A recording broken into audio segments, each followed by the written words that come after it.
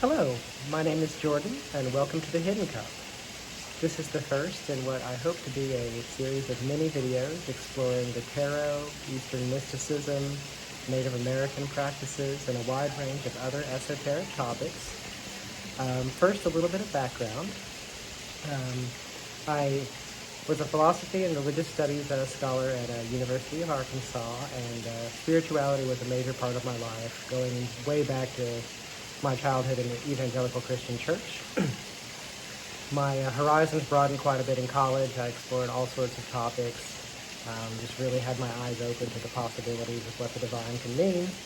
And then I graduated, moved back home, settled down, got a job at a office doing all of the standard cookie cutter things, and eventually kind of my spiritual senses began to atrophy as I got distracted by all of the things that we get distracted by.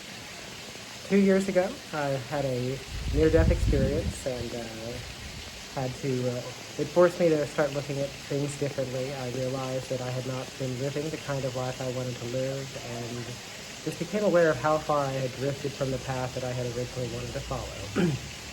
So for the past 2 years, and in particular the past 13 months, I've been on a journey of self-discovery, reconnecting with my inner self, trying to make friends in that community as well.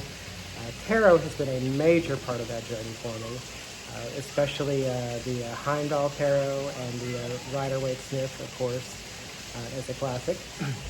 So I'll be talking about those decks as well as others as we go forward in this process together. The past 13 months in particular, I've really been focused on healing my spirit, working on shadow work, and trying to become the sort of person who can actually be engaged in the world in a productive manner. And for me, the first part of that is transitioning back to a magical way of living. And for me, that's foundational and fundamental.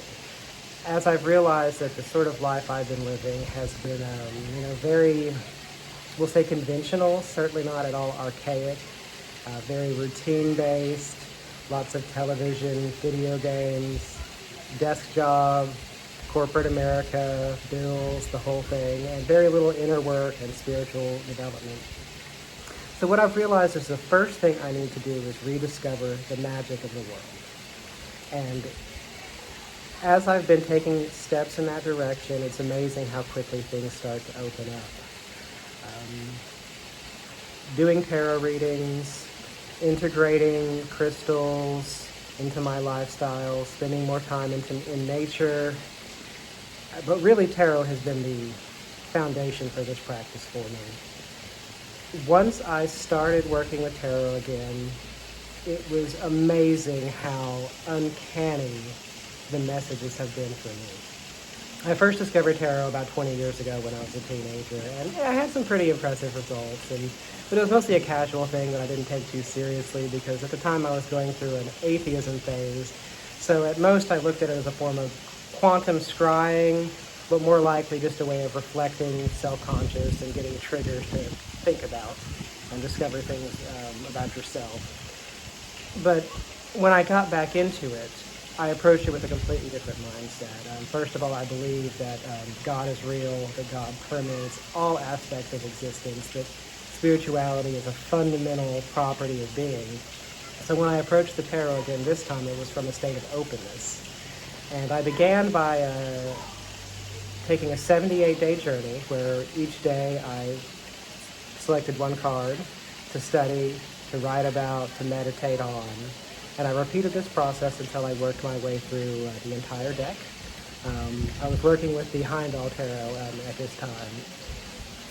And it completely changed the way I approached the tarot. First of all, I feel like I actually had a relationship with the cards. Second of all, I feel like the deck has a relationship with me. It's a mutual exchange of energy. And as I've done readings with this new mindset, the results, as I said, have been uncanny every single time. There's no ambiguity. I could not deny that the tarot does speak and provide real insight into things that we need to know about life. And it has been instrumental in helping me find my way back to the path and helping me rediscover my inner self.